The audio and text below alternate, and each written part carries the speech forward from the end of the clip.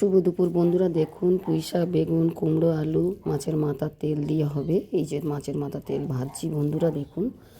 আর দেখুন এটা ভাজা হয়ে গেছে।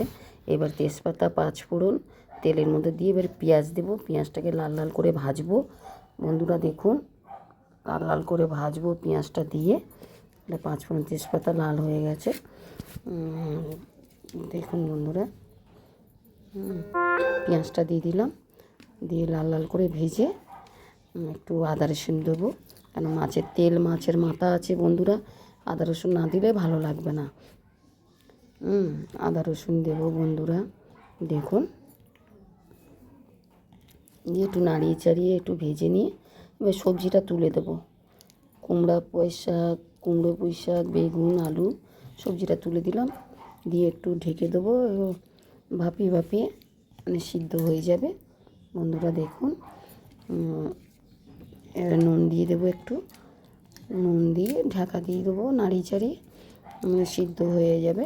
হাফ সিদ্ধ হয়ে গেলে হাফ মশলা দিয়ে দেবো বন্ধুরা। আজকের কারেন্টও নেই আমাদের এখানে 11টার থেকে, আর মেয়ে গেছে বাপের বাড়ি বন্ধুরা। ভাইয়ের বউ অপারেশন আছে, বাচ্চাগুলোকে খেতে দেবো এডিট করে বন্ধুরা। দেখুন এটাকে নাড়িয়ে চাড়িয়ে এবার একটু মশলা দেবো, একটু লঙ্কার গুঁড়ো, একটু হলুদ গুঁড়ো, একটু জিরের গুঁড়ো, একটু ধনের গুঁড়ো, এটা ঢাকা দিয়ে একটু হাফ সিদ্ধ হয়ে গেছে। এবার মাছের মাথা আর মশলাগুলো দিয়ে দিলাম, দিয়ে নাড়িয়ে চাড়িয়ে বন্ধুরা দেখুন একটু নাড়িয়ে নিয়ে ঢাকা দিতে দিতে সিদ্ধ হয়ে যাবে, জল দিতে লাগে না বন্ধুরা।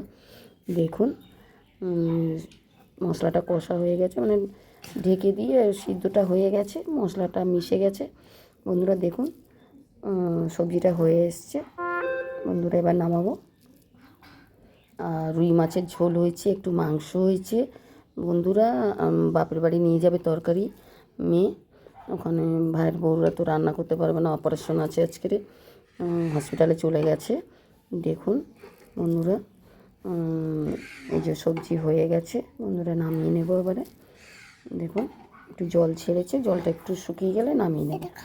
দেখুন ভাত হয়ে গেছে বন্ধুরা, দেখুন।